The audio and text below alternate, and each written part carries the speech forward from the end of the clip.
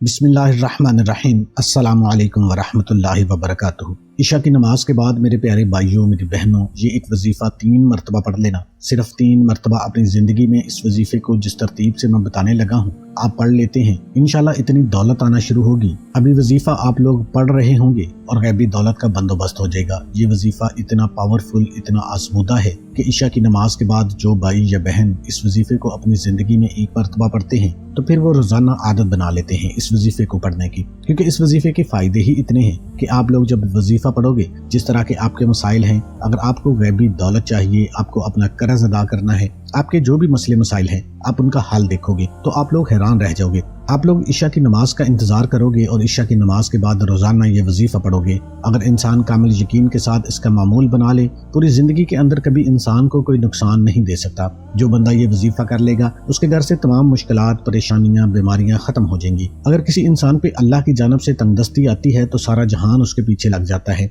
लेकिन अगर इंसान सदके दिल के साथ अल्लाह पे एतमाद और भरोसा रख के इस नाम का वजीफा करें, सिर्फ 1 मरतबा ये सूरह मुबारक पढ़ ले और अल्लाह रब्बुल इज़्ज़त इस इंसान की तमाम मुश्किलात को ख़त्म कर देंगे। अपने हाथों की उंगलियों पर यह वजीफ़ा करके आजमा कर देखो। कुरान पाक के अंदर दाखिल हो जाओ। कुरान पाक के अंदर हर मुश्किल का हल अल्लाह ताला ने रख दिया है। सबसे ज्यादा मुजर्रब अमल है, इसके अंदर ताकत है, इसके अंदर राज है, इसके अंदर गुम हो जाओ, दुनिया खुदा की कसम आपकी हो जाएगी। दुनिया के पीछे घूम रहे हो जहाँ से कुछ नहीं मिलेगा, अपनी जिंदगी को तबाह कर रहे हो वहाँ से कुछ नहीं मिलेगा। अगर मिलना है तो अल्लाह के कुरान से मिलेगा, अल्लाह के जिक्र से मिलेगा। नाज़रीन इकराम, एक शख्स को ये वजीफा बताया, उसने इस पे बताए गए तरीके के मुताबिक अमल किया तो वो कहते हैं कि रात को सोते वक्त ये तस्बीह पढ़ी तो अगले दिन से उनकी तमाम मुश्किलात, परेशानियां खत्म हो गई, उनके दौलत के तमाम मसाइल हल हो गए, उसकी तमाम मुसीबतें टल गई। नाज़रीन इकराम, इस वजीफे की बरकत से हर किस्म की हाजत भी पूरी हो जाती है, लाखों का कर्ज भी अदा हो जाता है। आप लोग अपनी किसी भी मुश्किल के लिए, किसी भी हाजत के लिए, किसी भी परेशानी के लिए रात को ये मुबारक नाम पढ़ के सो जाएं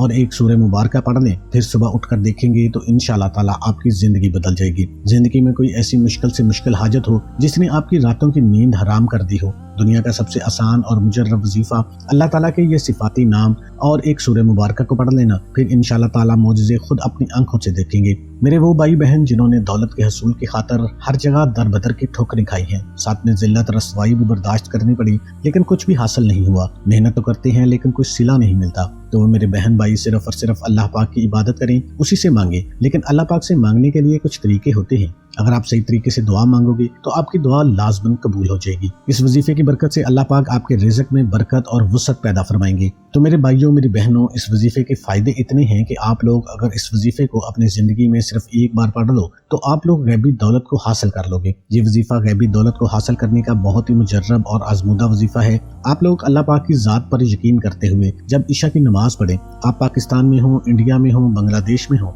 दुनिया के किसी भी कोने में, किसी भी गाँव में, किसी भी घर में आप मौजूद हैं, इस वीडियो को देखकर आप लोग लाजमी वजीफे को नोट कर लेना। मोहतरम नाज़रीन इकराम, हजरत आयशा रज़ियल्लाहु ताला अन्हा फरमाती हैं कि रसूल करीम सल्लल्लाहु अलैहि वसल्लम रात के अव्वल हिस्से में सो जाते और आखिरी हिस्से में बेदार हो जाते।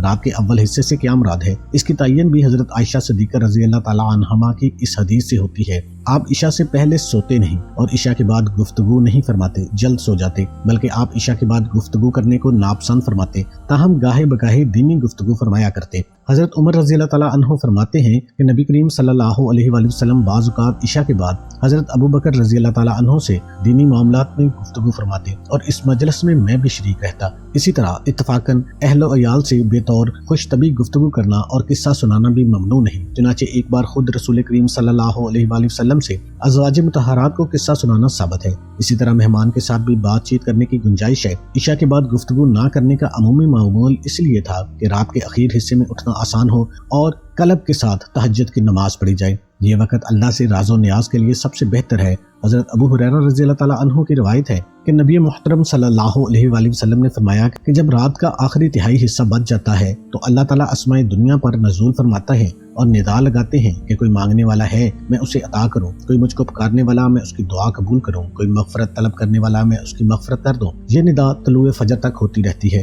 हज़रत आयशा रज़ियल्लाहु ताला अन्हा फरमाती हैं कि आप सोने का इरादा फरमाते तो नमाज के वजू की तरह वजू करते और दूसरों को भी बावजू सोने का हुक्म देते कि बावजू सोने से शयातीन और जिन्नात और परेशान करने वाले ख्वाबों से हिफाजत होती है। नीज एक फरिश्ता पूरी रात उसके साथ हो जाता है और जब वो करवट लेता है तो फरिश्ता कहता है, ए अल्लाह, इस बंदे की मग़फ़िरत फरमा, इसने रात बावजू गुजारी। اگر اس میں انتقال ہو گیا تو شہادت کا مقام پائے گا۔ آپ کا معمول تھا کہ سونے سے پہلے مسواک کرتے۔ حضرت ابو ہریرہ رضی اللہ تعالیٰ عنہ سے مروی ہے کہ نبی کریم صلی اللہ علیہ وآلہ وسلم اس وقت تک آرام نہ فرماتے جب تک مسواک نہ فرما لیتے۔ حضرت ابن عباس رضی اللہ تعالیٰ عنہ فرماتے ہیں کہ رسول کریم صلی اللہ علیہ وآلہ وسلم سرمے کی ایک قسم 3 سلائیاں ڈالا کرتے تھے، تاہم بعض روایتوں میں بائیں آنکھ میں 2 سلائی ڈالنے کا بھی ذکر ہے۔ جب آپ سونے کا ارادہ فرماتے تو مشکیزے کا منہ باندھ دیتے، کھانے کی چیز چھپا دیتے، چراغ گل کر دیتے اور دروازہ بند کر دیتے، اور آپ نے امت کو بھی اس کا حکم فرمایا ہے کہ ڈکی ہوئی چیزیں شیطان کی در اندازی سے محفوظ رہتی ہیں۔ رسول کریم صلی اللہ علیہ وآلہ وسلم نے فرمایا کہ وہ شیطان بند دروازے کو نہیں کھولتا، ڈکن کو نہیں ہٹاتا، مشکیزے کا بندھا ہوا منہ نہیں کھولتا۔ سونے سے پہلے وضو، طہارت کے لیے پانی کا انتظام رکھنا مسنون ہے تاکہ بیدار ہونے کے بعد تلاش اور انتظار کی زحمت نہ ہو۔ حضرت عائشہ رضی اللہ تعالیٰ عنہا فرماتی ہیں کہ آپ کے لیے وضو کا پانی اور مسواک رکھ دیا جاتا تھا، اس طرح پینے کا پانی رکھنا بھی مسنون ہے۔ تو محترم ناظرین، اب چلتے ہیں وظیفے کی طرف۔ آپ تمام بہن بھائی جب عشاء کا وقت ہو، عشاء کی نماز پڑھ لو تو آپ لوگ اس کے فوراً بعد یہ وظیفہ پڑھنا شروع کر دینا۔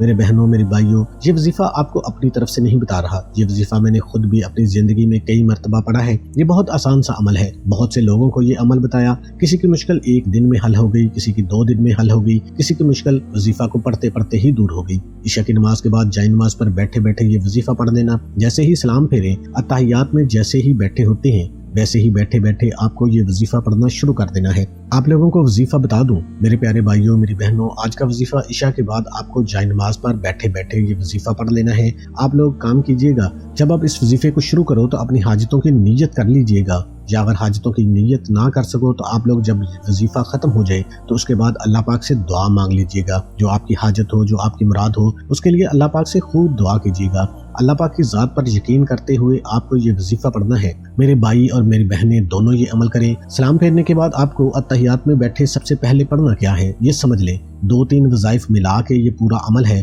یہ عمل میری بہنوں، میرے بھائیوں، اتنا آسان ہے کہ کوئی چھوٹا بچہ بھی بڑے آرام سے یہ وظیفہ پڑھ سکتا ہے۔ اکثر میرے بہن بھائی کمنٹ میں بتاتے ہیں کہ ہمیں پڑھنا نہیں آتا۔ کوئی ایسا عمل بتائیں، کوئی ایسا وظیفہ بتائیں کہ فوری طور پر ہم آسانی سے پڑھ لیں اور فوری طور پر ہمیں اس کا فائدہ بھی ہو، پڑھنے میں بھی آسانی ہوگی، بہت ہی کم وقت میں آپ لوگ یہ وظیفہ پڑھ لو گے۔ مطلب یہی ہے کہ بہت مختصر سا چھوٹا سا وظیفہ ہے۔ اور تیسرے نمبر پر آزمودہ وظیفہ ہے۔ آپ لوگ جب کوئی بھی وظیفہ پڑھیں تو وہ وظیفہ آزمودہ، مطلب اس وظیفے کو پڑھنے سے پہلے کسی کو فائدہ ہوا ہو، تو آپ لوگ جب یہ وظیفہ پڑھیں تو اللہ پاک کی ذات پر یقین کرتے ہوئے، بھروسہ کرتے ہوئے وظیفہ پڑھیں۔ بے دلی سے، بے ترتیبی سے آپ لوگ کبھی بھی وظیفہ نہ پڑھیں۔ اب وظیفے کو سمجھ لیں۔ عشاء کے بعد جب آپ لوگ جائے نماز پر بیٹھ جائیں تو سب سے پہلے آپ لوگوں نے درود شریف لازمی پڑھ لینا ہے۔ ایک مرتبہ کوئی سا بھی درود شریف پڑھ لیجئے گا۔ درود پاک اول آخر جب بھی کوئی وظیفہ پڑھیں، اول آخر درود پاک لازمی پڑھا کریں۔ اس سے آپ لوگوں کا جو وظیفہ ہے اس کے فوائد بہت بڑھ جاتے ہیں۔ آپ کوئی سا بھی درود پاک پڑھ لیں، درود ابراہیمی پڑھ لیں، یا چھوٹے سے چھوٹا درود صلی اللہ علیہ وسلم پڑھ لیں،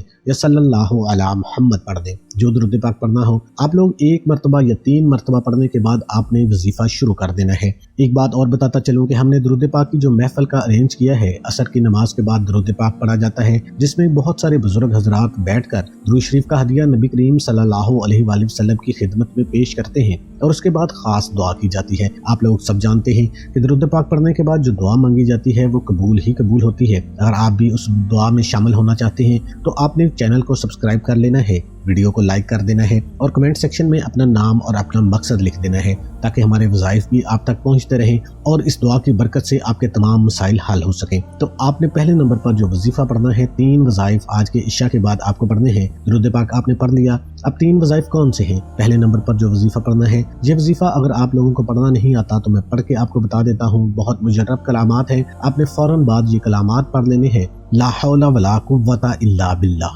لا حول ولا قوت الا باللہ، لا حول ولا قوت الا باللہ۔ آپ نے صرف 11 مرتبہ یہ الفاظ پڑھنے ہیں۔ جب اس وظیفے کو آپ پڑھ لیں تو اس کے فوراً بعد آپ نے دوسرے نمبر پر جو وظیفہ پڑھنا ہے، یہ اللہ پاک کے بابرکت نام ہے، ان چاروں ناموں کو ملا کر ایک ساتھ پڑھنا ہے۔ یا رزاق، یا رحمان، یا رحیم، یا سلام۔ یہ ایک ہو گیا، چاروں کو ملا کر آپ نے 11 مرتبہ پڑھنا ہے۔ یا رزاق، یا رحمان، یا رحیم، یا سلام، یا رزاق، یا رحمان، یا رحیم یا سلام. اسی طرح ایک شمار ہوگا، آپ ہاتھ کی انگلیوں کے اوپر کاؤنٹ کر سکتے ہیں یا کوئی تسبیح لے لیں اس کے اوپر آپ پڑھ لیں، لیکن ترتیب آپ نے ایسی ہی رکھنی ہے، اپنی طرف سے آپ نے ترتیب نہیں بنا لینی. تیسرے نمبر پر جو وظیفہ آپ کو پڑھنا ہے وہ بھی اچھے طریقے سے سمجھ لیں. یہ عمل ایک ہی وقت میں پڑھنا ہے، یعنی تینوں وظائف ایک ساتھ پڑھنے ہیں. یہ نہیں ہے کہ ایک وظیفہ کر لیں اور کھڑے ہو کر کاموں میں لگ جائیں یا باتوں میں مصروف ہو جائیں، کیونکہ 1 منٹ کا یہ پورا عمل ہے. ایک دفعہ پھر میں بتا دیتا ہوں، جب آپ درود شریف پڑھ لیں